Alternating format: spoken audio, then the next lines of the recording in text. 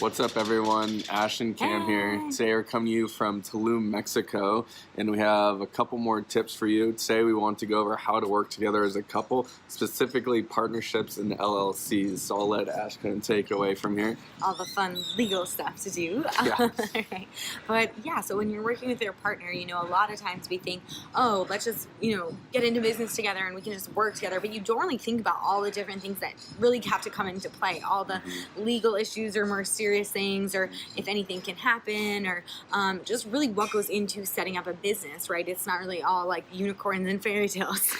No. So, Yeah. so when it comes to doing that, there's different ways that you can set up your business. Obviously talk to an accountant, talk to whoever it is that is going to advise you in your business. But when you are deciding to set up an LLC, an S-Corp, a C-Corp, however that is, really think about, do you want to have a 50-50 partnership, right? When you're going into your business with your partner, that's something you have to decide. Are you splitting the responsibilities fully? Are you splitting the finances fully? And if you put yourself 50-50, right, then that's really saying that you both could collectively own this business together, and no matter what. And so if anything happens down the line where, let's say, you break up or something happens to one of you, then it's a 50-50 split, right? Or you could think about if, one partner feels like they're doing more than the other, or, it's way more one person's business than the other, then you can always divvy it up different ways. But that's something as you, really make your company official and your business official that you have to decide.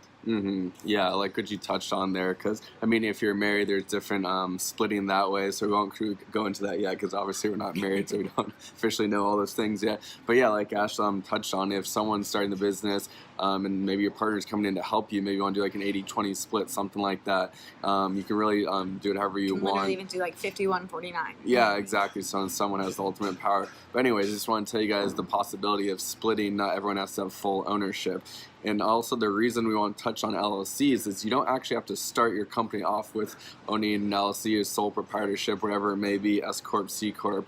But if your business gets to a certain level, you're making maybe a certain amount of money, it could be best to do something in that nature to protect yourself legally and save yourself on taxes. That's a big one. Yeah, definitely. That is a huge one, right? To save yourself on taxes, be able to write things off. Also, something to note is, so we went to see a lawyer because we were like, let's just see all the stuff that we need to know. And they were actually told us, there's so many things that you don't think about that you really need to have prepared if you are going to go into business with your partner. Like, for example, if anything happens to you or your partner, then you actually end up going into business with your partner's parents. So keep that in mind. And you can obviously, when you form different agreements, different partnership agreements and stuff like that, if you know about this ahead of time, you can actually write it out so that that doesn't happen, or so you can shape things how you want to, but you just need to make sure to be forming these contracts and taking these precautions and really just discussing with your partner how it is that you want to split up the business and what you want to happen moving forward. So just really important things to keep in mind. Yeah, just what you said, if anything goes wrong when it comes to business, there are lots of legal issues you potentially could deal with going forward when one person's gone or separated or whatever it may be. So it's good to just really think ahead of time, start planning for maybe the worst case scenario perhaps, and just get things kind of lined up and get your ducks in order, because you honestly never know what could happen.